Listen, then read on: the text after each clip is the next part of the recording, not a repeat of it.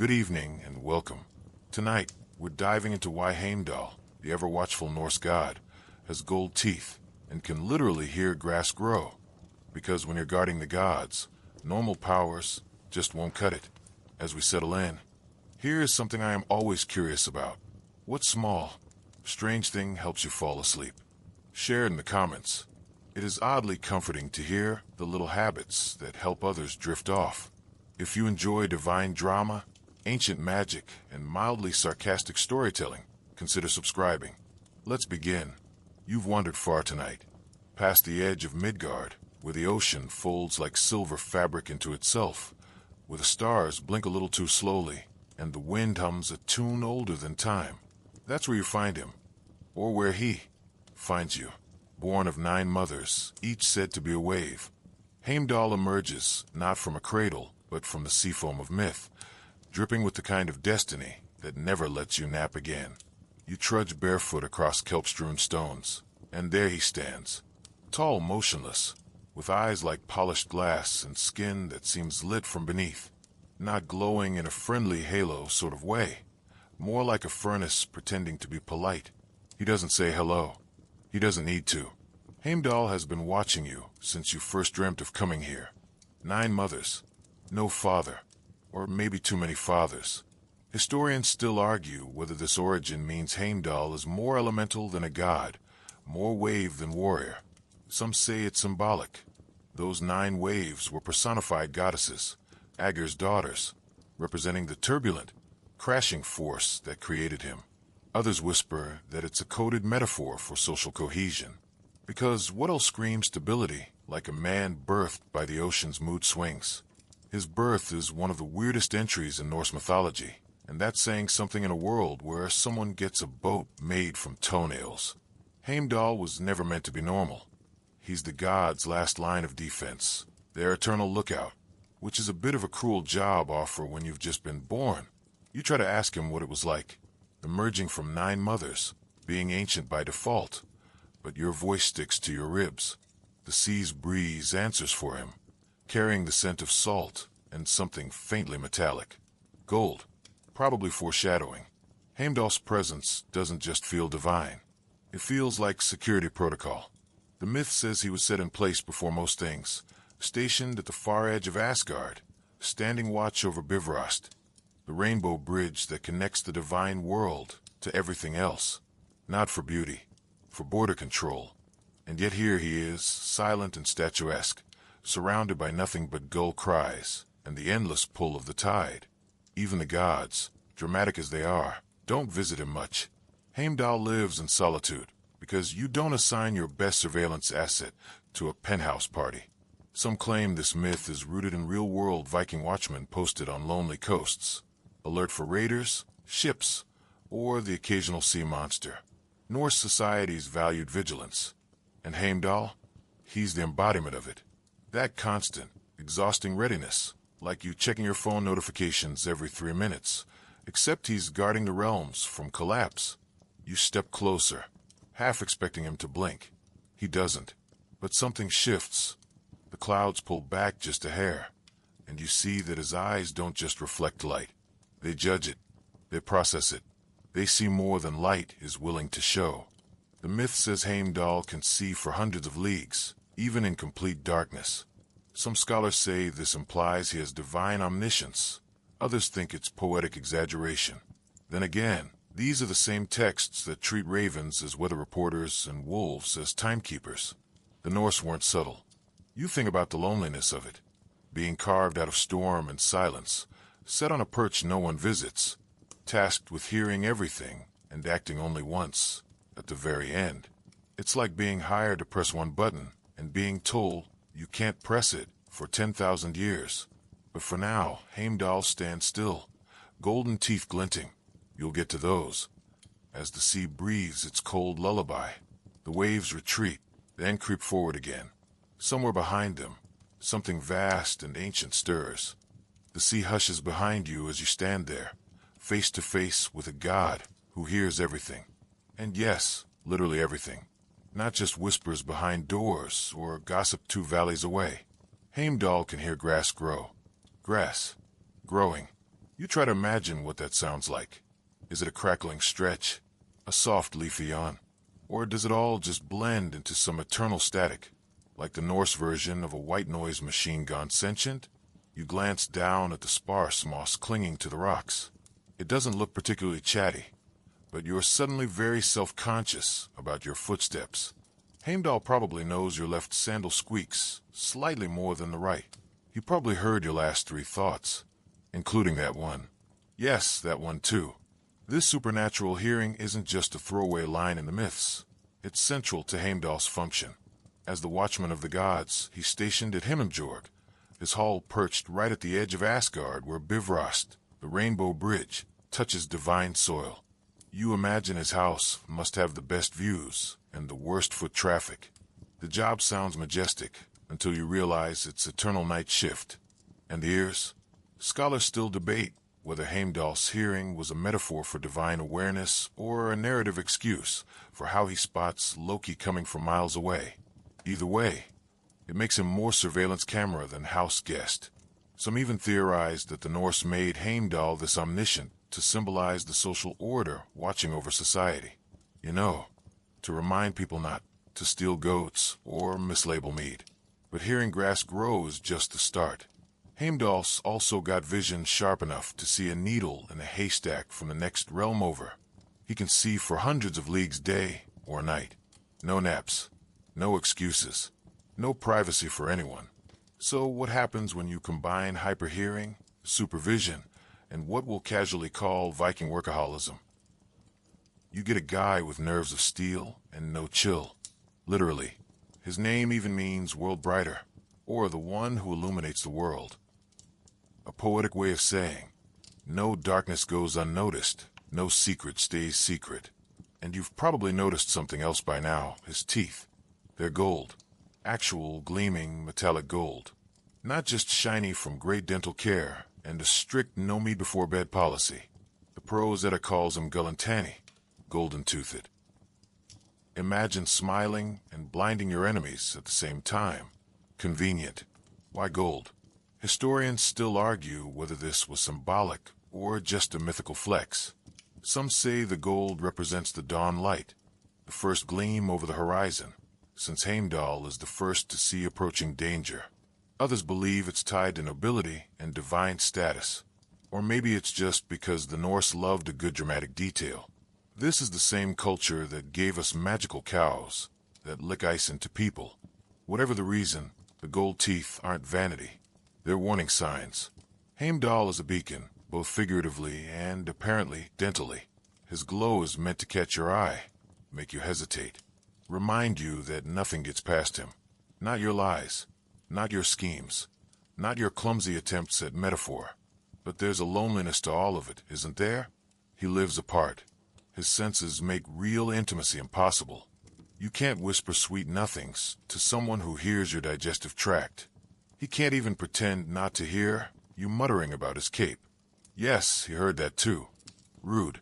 Still, you wonder if there's peace in his vigilance, in being the last bastion, the one who watches when all others sleep. Maybe the silence isn't lonely, it's sacred, like the hush before a storm, or the deep breath before something world-ending. So you sit beside him, pretending for a moment that your bones aren't buzzing under his gaze. The wind swirls. The moss doesn't grow any louder, but it does start to glow. And somewhere, impossibly far away, a footstep echoes across a bridge of light. Heimdall hears it. You turn your head, but Heimdall is already on his feet. His golden teeth catch the weak sunlight, and you realize again, this is not just a guy with a cool title and god-tier vision. This is the warning bell. The first to rise when the wind shifts, the last to rest when nothing else stirs. And now, with a single tilt of his head, he hears something that no one else can. Something wrong. You don't hear it. Not yet. But you feel it in the marrow of your teeth, like the air itself is waiting. Heimdall stands at the ready, gripping the hilt of a blade that hums faintly in its sheath. Not some oversized war hammer or fire-breathing axe. No, this one is Hofund, a sleek, almost too plain sword that gleams like wet snow. It's said Hofund is imbued with runes no one can read, and that when Heimdall draws it fully, The first sound you'll hear is your own heartbeat, then nothing else. And still he waits. You remember the legend, of course. Heimdall's not just some pretty teeth and sensory overload. He's the one fated to face Loki during Ragnarok, the final clash between order and chaos. A dramatic assignment, sure, but hardly cushy. Heimdall and Loki have history, and not the friendly kind. It's always Loki creeping across boundaries, testing rules, bending truth until it snaps. And Heimdall, he's the door, the lock, the giant blinking, access denied screen of the Norse cosmos. Historians still argue whether this rivalry was meant to symbolize the tension between chaos and surveillance, or if it was just another example of the mythmakers playing favorites. After all, Loki gets most of the drama, while Heimdall mostly listens and glares. There are theories that Heimdall was once more central to Norse cultic practice. Some even speculate he might have been a solar deity before Odin took over the mythological spotlight with his ravens and broody poetry. And speaking of central roles, remember how Heimdall just exists on his own little cliff, watching things and not getting invited to feasts? It's not by accident. According to some obscure tales, Heimdall might not have even been fully Aesir or Vanir. He's sometimes presented as something other, a being forged by 9 mothers. 9. That's not a typo. Born from 9 sisters, all at once, likely personifications of waves. Because of course the guy with sonar-level hearing is basically a human titapool. Quirky as it sounds, the 9 mothers motif isn't unique. Many Indo-European myths flirt with divine births through strange means. But Heimdall's birth is especially oceanic. Picture a howling sea, waves spiraling like arms, and suddenly, bam, baby Heimdall, eyes open. Listening to the first gust of wind he'll spend eternity chasing. You sit down again, thinking it through. A child of waves stationed at the edge of the world, carrying a sword encoded with unknowable knowledge, and teeth that double as golden searchlights. Sounds exhausting. No wonder he's a little cold. The silence lengthens again, but it's different now. Taut, the kind of silence that suggests something just slipped out of place in another realm. Heimdall still hasn't moved. Maybe you shouldn't move either. In Norse myth, even the smallest tremor can mean disaster. A goat sneezes in Vanaheim. That's a frost giant's cue. Someone drops a spoon in Midgard. That's probably the first note of some 800-year prophecy. So Heimdall takes no chances. Every crunch of snow, every feather on the breeze, every cracked breath from your throat is filed away. Not judged, just known. And that's his role, isn't it? The one who knows. Not like Odin, who tears wisdom out of the universe by force. Heimdall just listens, watches, absorbs, like the calm eye of the hurricane. Still, you wonder what he thinks about. When the bridge is quiet and the moss really is just moss. When Bifröst isn't lighting up like a disco stick. When the gold in his mouth is the only warm thing for miles. Does he miss warmth? Does he ever long to turn around and walk into Asgard? Or does the knowing become its own comfort? Your thoughts are interrupted by a faint, rhythmic vibration beneath your boots. Now you hear it too. A whisper of sound. A heel. A laugh. Heimdall steps forward, sword half drawn. His eyes narrow. Not out of fear. Just calculation. He's heard this footfall before. You tense slightly as the faint rhythm underfoot grows clearer. It's not thunder, not the proud, chest-thumping kind that announces Thor's return with lightning fireworks and a goat-powered chariot. This sound is slinkier, lighter, like something barefoot and grinning has slipped between worlds and forgotten to wipe its shoes. Heimdall shifts his stance. The gold of his teeth flares subtly, not with light, but as if catching an invisible frequency. There's no dramatic unsheathing of Hofund yet, but the sword hums like a tuning fork. You wonder if that's how Heimdall tunes himself, too. Not with spells or chants, but with silence. Pure, undisturbed, total listening. The sound draws nearer, and you think you recognize it now, laughter. Low and syrupy, with an echo that shouldn't exist on a quiet bridge. And then, like smoke coiling out of a cracked doorway, a figure emerges from the thin air near Bifröst's edge. Tall, graceful, far too pleased with himself. Loki, Of course it's Loki. He's not wearing armor. No dramatic antlers this time. Just a long coat stitched from twilight and mischief, and boots that leave no prints. His smile is carved from smugness, and his eyes scan Heimdall with the casual interest of someone weighing whether today's argument will be verbal or more interactive. You don't say anything, obviously. You're more of an observing party at this point, but your heartbeat quickens, and you wish, just a little, that you'd brought snacks. Loki tilts his head. Still standing here, golden grin? You must get terribly bored. Heimdall doesn't answer. He doesn't need to. Their conversations are mostly reruns by now. Loki taunts, Heimdall glares. Occasionally, someone ends up face first in a metaphorical ditch, but it's always the same dance. You blink and suddenly recall one of those odd details you once read. How some skalds believed Heimdall and Loki were brothers. Not metaphorical, not poetic, actual kin. Born from the same sea foam and contradiction. Historians still argue whether that was a regional variation or someone miscopying a saga after too much mead. Still, it fits, doesn't it? Chaos and control. Mirror images walking different directions on the same spiral staircase. Loki steps closer. You look tense, old friend.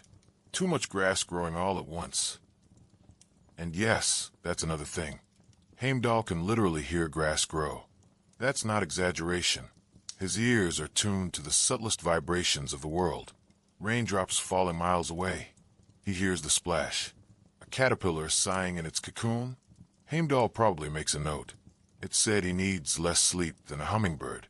Probably just powers down for 6 seconds a year and comes back stronger. But there's a cost to that, you realize. If you can hear everything, you can never really rest. The tick of time becomes a drumbeat. Secrets become screams. Even the comfort of silence eventually turns hostile. You begin to understand why Heimdall stands so straight. Not out of pride, but necessity. He cannot afford to lean. He is the watchtower. And Loki, as always, is the storm cloud circling the tower's edge. He raises one hand as if to greet, but mostly to mock. Don't worry, I'm not here to steal anything today.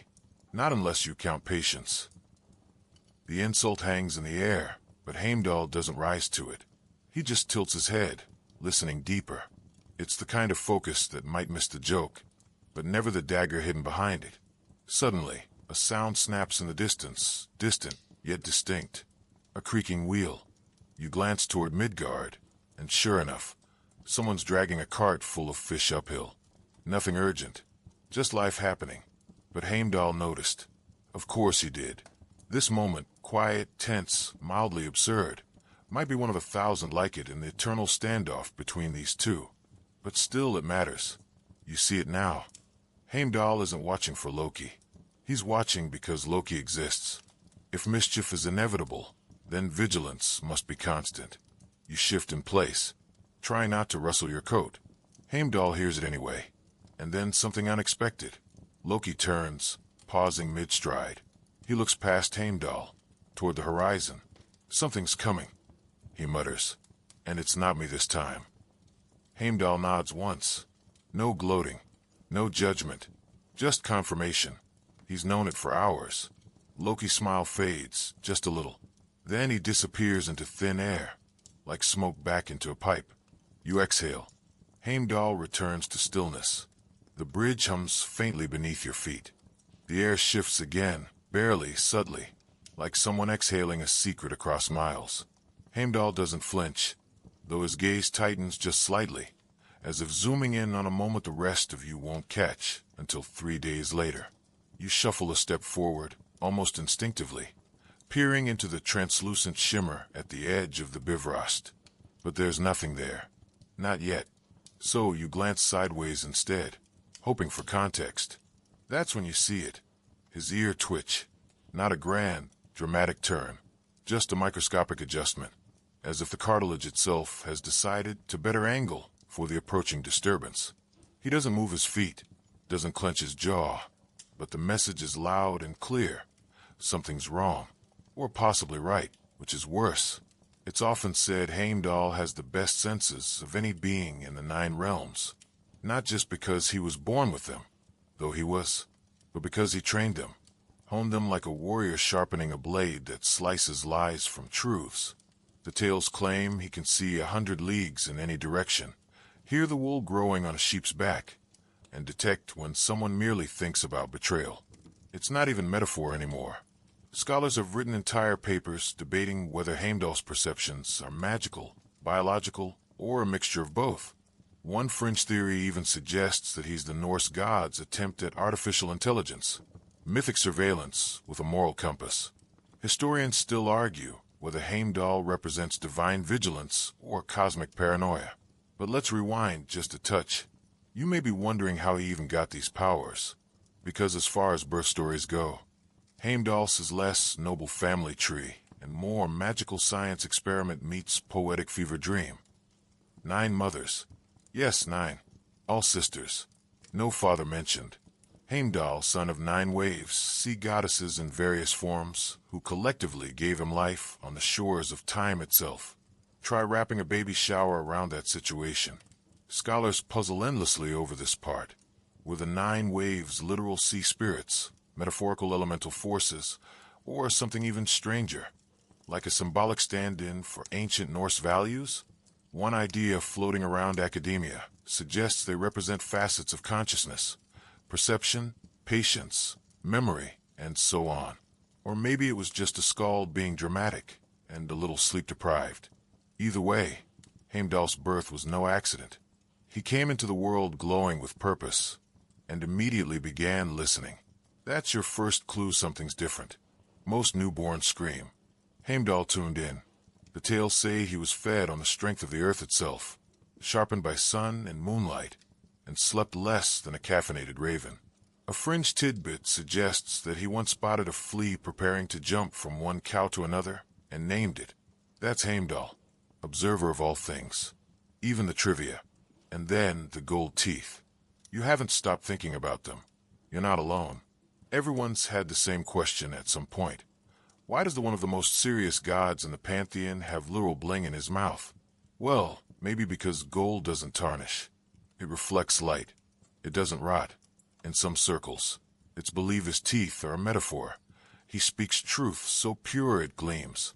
But a more literal, and frankly more fun, interpretation is that Heimdall was born with them. That's how vital he is to Asgard. He's its guardian, its lie detector, its surveillance camera with style. Also, let's be honest. If anyone can hear your heartbeat quicken when you lie, they deserve to have a gold smile about it. You look at him again now, as his head tilts to one side, listening deeper still, and you wonder what it would feel like to live in his mind. Constant awareness, sound layered on sound. No real peace, just a layered buzz of everything and everyone and everywhere. And yet, he doesn't seem weary, not angry, not even bored, just focused. You shift slightly, watching him, and for a moment, you swear he smiles, barely. Maybe he heard you think that last part. Maybe he's glad someone noticed. Far in the distance, a raven caws. Heimdall nods once. Not a warning, just a note. He's keeping track of the world's rhythm. You're simply lucky enough to overhear it. There's a stillness now, just for a beat, as if the cosmos collectively holds its breath. And Heimdall inhales. It's the kind of inhale that isn't just about air. It's about registering, about drawing in time and tension, and that almost imperceptible tremble of something about to go wrong on a world you've never heard of. You catch yourself copying him, breathing in with a little more purpose, just in case it helps. And then he moves. Not a big gesture, nothing flashy. Just a single step forward, onto the lip of the Bifröst, like he's tasting the wind from another dimension. You notice that each step he takes makes the bridge glow brighter, for a heartbeat. Maybe it's the residual energy of his divinity, or maybe it's his boots.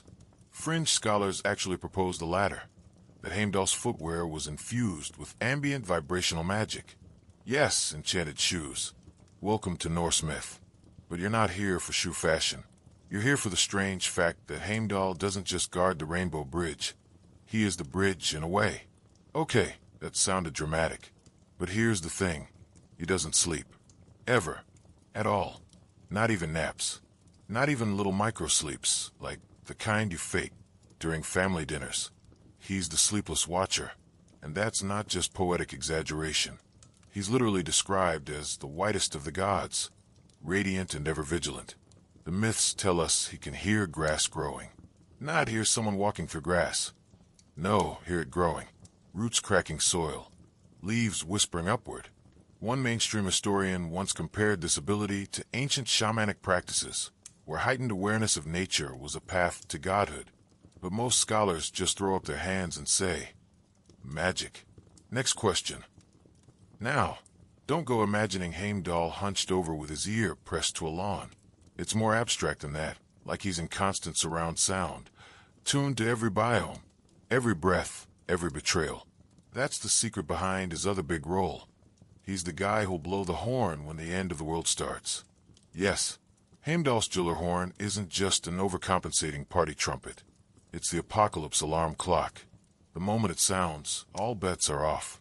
Ragnarok begins, which means he has to be listening not just for a few shady frost giants sneaking in for mischief, but for everything, every shift in fate, every trembling prophecy, every stray whisper from Loki's corner of the realm. And speaking of Loki, you can't mention Heimdall without his chaos counterpart lurking in the narrative, like an overconfident raccoon with a bag of stolen fireworks. Loki and Heimdall are locked in what can only be described as divine rivalry. At Ragnarok, they're destined to fight each other to the death. Why? Well, that's debated. Some say Heimdall sees through Loki's lies too easily. Others suggest Heimdall represents cosmic order and Loki, gleeful entropy. But fringe interpretations go further. They suggest Heimdall and Loki are actually two halves of the same principle, awareness and illusion, light and shadow, which sounds very poetic until you imagine them arguing about who left the divine toilet seat up. A lesser-known tale even describes Heimdall disguising himself to retrieve Freya's necklace, Brisingamen, from Loki. That's right, Mr. Hypervigilance played dress-up and infiltrated Loki's nonsense just to bring balance back to Asgard. Scholars still argue whether this means Heimdall had a flair for espionage or whether he was simply that fed up. You try picturing it now. Golden-toothed Heimdall creeping through a smoky tavern in disguise, pretending to be mortal, probably still radiating. I can hear your heartbeat, and you're lying about your taxes energy. It's almost comforting to imagine him getting his hands dirty, just a little. Even guardians need hobbies. He shifts again on the bridge, another turn of the head, another barely there flinch of an eyebrow, and suddenly you remember the sheep. Yes, the myth claims Heimdall can hear wool growing, which, depending on your angle, is either adorable or horrifying. A fringe scholar once wrote that this detail might come from real Norse familiarity with livestock and the ambient sounds of rural life. Others say it's metaphor, that nothing escapes him, no matter how soft, how slow. And now you're wondering what it would be like if Heimdall had to babysit. Would he just sit in the corner, glowing faintly, and murmur, "The child is about to attempt crayons on the cat." 12 seconds before it happens? Maybe. Maybe not. But as you look up now, watching him stand alone on that bridge with ears tuned to the universe, you realize something. Heimdall isn't just listening for enemies. He's listening for us. And just like that, the wind changes. You feel it as a low shift in the pressure around you, a soft hush, like the world leaning in to listen to a secret. And Heimdall doesn't blink, doesn't twitch. He's already ahead of it. That's kind of his thing, remember? But here's the real surprise. Heimdall isn't just a one-trick divine watchdog. He's got layers, like a sagely Norse onion with a gold grill and a 1,000-yard stare. Because Heimdall, that all-seeing sentinel of the gods, also has, brace yourself, a birth story. A weird one, even by Norse standards. And that's saying something in a mythos where wolves eat the moon and serpents circle the earth, like it's a napping position. So here's how it goes. Heimdall wasn't born in the usual way. Not that Norse gods were ever textbook cases. According to a lesser-known poem in the Poetic Edda, he was born of 9 mothers. Yes, 9. Not 1, not 2, but 9 separate giantesses, often interpreted as sea maidens. Historians still argue whether these 9 mothers were metaphorical, representing waves, the elements, or different cosmic principles, or literal. And if they were literal, well, you can imagine the baby shower logistics.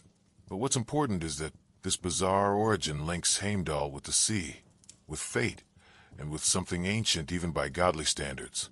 Being born of the sea. That's old power. That's mythic resume material. Quirky sidebar. Some fringe folklorists have suggested that Heimdall might have originally been a sea deity, repurposed over time as Norse culture evolved toward more war-centric deities. Kind of like a spiritual career change. Imagine Heimdall updating his LinkedIn. Former wave-born deity, now specializing in catastrophic horn alerts and rainbow bridge security. And that horn, the Horn, it pops up again. Not just as a symbol of Ragnarok, but as something cosmic. Allegedly, it can be heard in all the worlds. Not just loud, but omnidirectional, soul-penetrating, possibly Bluetooth-enabled, okay. Maybe not that last one. But it's not just a doomsday instrument. There's an implication that it's also informational. Some sources suggest it reveals knowledge when blown. So yes, Heimdall might be the universe's loudest librarian. Imagine waking up to that alarm. Good morning. Here's every secret you didn't want to know. Screamed directly into your astral brain. Cozy. So you're starting to see Heimdall isn't just a figure of vigilance. He's also a being of knowing, of deep, unsettling, endless awareness. His watchfulness isn't passive, like a security camera. It's interpretive. He doesn't just see things. He understands them, before they even happen. And then there's his gold teeth. We have to talk about the teeth, because this is where it gets strangely charming. Heimdall's nickname in the sagas is Gullantani, which literally means golden teeth. It's not symbolic. He straight up has teeth made of gold. Theories abound. Some scholars say it represents purity or nobility. Others argue it's about resonance, that his voice is enhanced, echoing like brass or chime metal. And one particularly poetic academic once claimed the gold teeth were a metaphor for divine speech, that when Heimdall speaks, the words themselves are treasure. Meanwhile, fringe theorists whisper that his golden smile has practical magic, that it acts like a tuning fork, amplifying the frequencies he hears. Basically, his molars are ancient Norse noise-canceling microphones. And you wonder, does he smile often? Probably not. But when he does, you get the sense it's not comforting, it's ominous. Like the kind of smile that means, I already know how this ends. Still, there's something oddly comforting about him, too. He's not flashy. He's not wild like Thor, or slippery like Loki. He doesn't need theatrics. He's just there, watching, listening, guarding, glowing faintly in the night like the last lamp on before the storm hits. You lean back in your mind now, imagining him on that bridge, gold-toothed, cloak wrapped around him like wind itself, the stars shifting behind his shoulders, the soft thrum of the Bifröst beneath his boots. And though you're not sure if he hears your thoughts, you're almost certain he already knows them. The moment you step onto the rainbow bridge, your senses fizz. It's not quite color, not quite sound. It's like walking through stained glass while a harp is playing in reverse. You've made it to Bifröst, the shimmering pathway between the worlds, and Heimdall, yes, golden-grinned Heimdall, is already watching you from the other end. He's always watching. That's sort of his thing. You squint. Is he smiling? Hard to tell from here. But you can bet your last goblet of meat that he knows exactly what you had for breakfast, how fast your heart is beating, and which embarrassing memory you're recalling right now. Heimdall's powers of perception are so legendary. They border on absurdity. He can hear wool growing on sheep. Not the sheep, the wool. That's like hearing fingernails growing across a kingdom. There's a quiet debate among scholars, well, the kind of scholars who willingly argue about Norse gods and their sense organs, as to whether this hearing ability is metaphor or exaggeration. But the myths seem pretty clear. Heimdall hears grass growing. He hears the sun rising. He hears your bad ideas forming in your skull before you even act on them. Basically, he's the Norse god of nosy neighbors, but in a majestic, divine sort of way. And sight, equally overpowered. The man, well, God, can see across all 9 realms. At night, without glasses. No big deal. It's as if someone mashed together a falcon, a telescope, and an overachiever, then dipped him in gold. That's probably how we got Heimdall. The gold teeth. That's a curious one. He's called Gullantani, golden-toothed. No dental records survive, sadly, but there are theories. Some say the teeth are a mark of divine purity or status, like ancient kings with gem-studded crowns. Others argue it's a poetic flourish, a way of saying his speech sparkles like sunlight on water. Still others, they just think he liked bling. Historians still argue whether Heimdall's teeth were literal gold or a kenning for his radiant nature. Whatever the case, you're now standing before him, and those golden teeth seem to glint even in the moonlight. He doesn't blink, not because he's being rude, but because blinking might let something slip by. That's why Odin placed him here, at the mouth of the realms, to guard against the frost giants, the fire demons, and that one raccoon who keeps trying to cross dimensions without a permit. There's a silence, but you realize Heimdall is listening to things you can't hear. The crunch of a fox in Alfheim, a sneeze in Jotunheim, a lie whispered in Midgard. His ears are more than ears. They're surveillance devices wrapped in divine aesthetics. You try to think of something clever to say. Nice bridge. Maybe not. Heimdall isn't known for his sense of humor. He's the serious one in a pantheon full of drinkers, shapeshifters, and serial pranksters. Someone has to be. Without Heimdall, Loki would have hotwired Yggdrasil by now and Jordan through the cosmos. And yet, you can't help but wonder what it's like to be him. To hear everything. To see everything. No privacy. No mystery. Just an endless reel of the universe, always playing. Maybe that's why he's so quiet. Not because he has nothing to say, but because he's already said it in his head 1,000 times over from every angle. There's a kind of peace in that. A stillness born of knowing all the chaos, but never being surprised by it. Heimdall is the eye of the mythological hurricane, and you, right now, are just a leaf on the wind. He nods at you, imperceptibly. It's like being knighted by someone who also hears your arteries pulsating. You step aside, leaving the bridge behind, the gleam of his teeth still floating in your mind. It's hard to shake the feeling that even now, he's still watching. Not in a creepy way, just Heimdall being Heimdall. You shuffle away from the Rainbow Bridge, but you feel it pulsing behind you, like a heartbeat made of sunlight and harp strings. Heimdall, ever watchful, returns to his stance. You get the sense he never really moved at all. He just exists at the threshold, as eternal as the bridge he guards. Now you're on the edges of Asgard proper, wandering toward the less-traveled halls, the nooks and alcoves where gods leave behind the mythic equivalent of laundry. You're looking for traces, fragments of Heimdall's origin story, because someone with golden teeth and supersonic sheep hearing surely didn't just show up one day like, "Hi, I'm your security system." Here's where it gets truly weird. Heimdall, according to the Prose Edda, was born of 9 mothers. Not 9 women in a maternity ward, but 9 waves. Literal personified waves. This isn't even metaphor. The god Heimdall is the son of sea foam, chaos, and oceanic poetry. The names of these 9 wave mothers, like Jalp, Istla, and Ulfrun, read like a Norse sea shanty gone off the rails. Historians still argue whether this myth was symbolic of coastal fertility rites or just the result of one skald going too hard on the mead. Raised by the waves, Heimdall was allegedly nourished on a diet of the earth's richness, seawater salt, and the warmth of the sun. That might be Norse poetic code for we have no idea what to feed a god baby. But also makes him elemental. He's not born of war like Thor, not born of trickery like Loki. He's born of time, tide, and raw nature. It makes sense that he ends up the one god who notices everything, because he's built from the parts of the world that never stop moving. But the most fascinating bit? Heimdall's early disguise.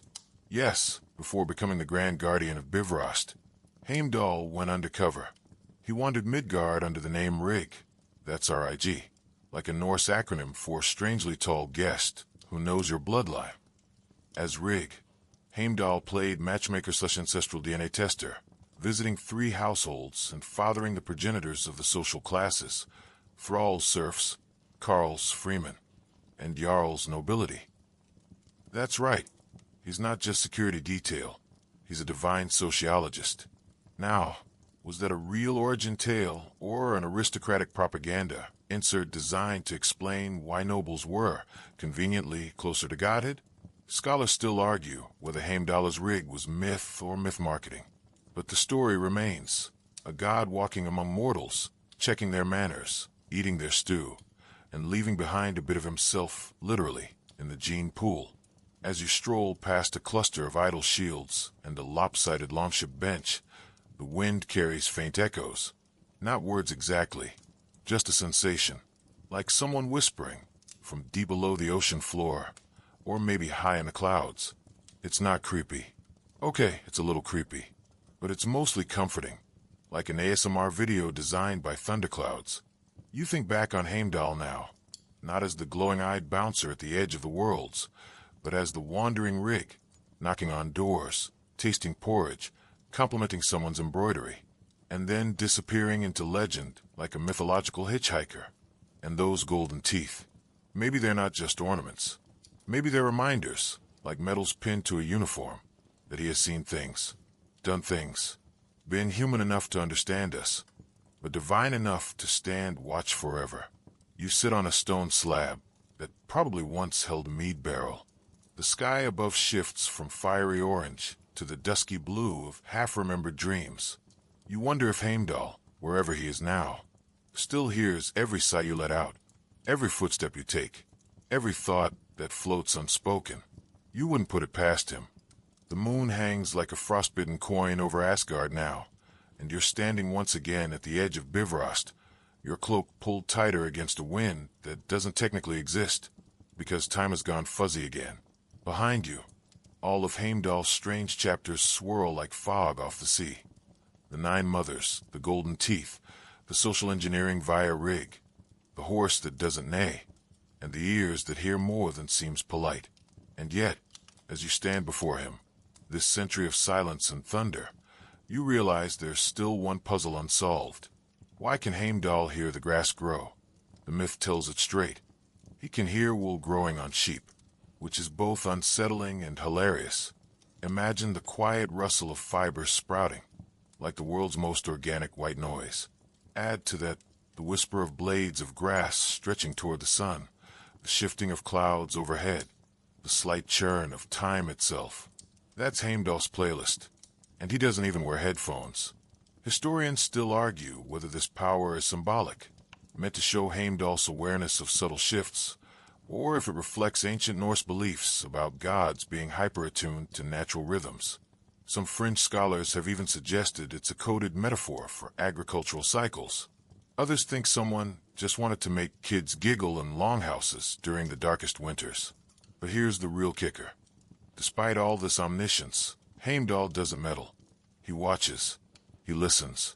He only blows his legendary Gjallarhorn, the cosmic bugle of doom, when Ragnarok actually kicks off. Until then, he just waits. Eternal vigilance, without ego. You can't help but admire that. In a pantheon full of drama kings and chaotic shapeshifters, Heimdall is the ultimate cool older cousin of the gods. Mysterious, grounded, gold-toothed and unbothered. And speaking of that horn, there it rests, gleaming faintly at his side. Gjallarhorn, said to be loud enough to wake every god, every mortal, every creature, no matter how deep their slumber. And yet, Heimdall hasn't blown it. Not once. Can you imagine having that kind of power and not using it during minor emergencies? Like, say, when Thor microwaves fish in the Asgardian break room. You walk closer, watching the soft shimmer of the horn's surface. Runes ripple faintly across its curve, shifting when you're not looking directly at them. The craftsmanship is exquisite. But more than that, it feels like a boundary. One note from that horn ends the world as the gods know it. So Heimdall waits, perfectly still, listening to the grass. You try to picture yourself in his boots, or his winged helmet, really. Could you stay so quiet for so long? Could you resist yelling at Loki when he starts juggling knives again? Or avoid the urge to peek into the future, just for kicks? You get the sense Heimdall doesn't see time the way you do. Maybe the grass growing isn't just sound. Maybe it's the murmur of fate, the slow, mossy crawl of destiny across stone and starlight. You shift your weight. The path back to Midgard stretches behind you, dim and misty, like the hallway of a half-forgotten dream. Heimdall doesn't speak. He never does, not unless the moment demands it. But he gives you a nod, almost imperceptible. A farewell, maybe, or a reminder. You're not sure, but you feel it, like pressure on the inside of your chest, or a drumbeat behind your ears. It says, the world is always whispering. Are you listening? And now, as you rest back, the storm of story settles, the pulse of Bifröst softens, and Heimdall, that eternal sentinel, resumes his quiet post atop the rainbow bridge. His golden teeth glint faintly in the moonlight, less a symbol of vanity, more a sign that even the gods carry odd mysteries in their smiles. The wind hums low across the cosmos, rushing against the runes etched in stone, the echoes of the Gyllerhorn tucked silently at his side. You can almost hear the whisper of growing grass, the distant breath of a fox curling in its den, and the creak of wooden oars lost in mist. Your feet no longer tread ancient paths, yet your mind gently hovers there, surrounded by starlight and frost-giant dreams. The Bifröst is no longer a flaming bridge. It's a ribbon of warmth in your mind, arching lazily across the night. All those questions about golden teeth, about the whisper of leaves, about gods who drink mead and argue over goats, can float unanswered now. There's no rush for answers. Not tonight. The stars above Asgard blink slowly, like tired eyes beginning to close. Heimdall still listens, ever vigilant. But you've earned your silence. Let the legends watch over you now. Let your breathing slow. The past isn't gone. It just waits in stories, like this one, humming patiently beside your dreams. Good night, watcher of the myths. You've listened well.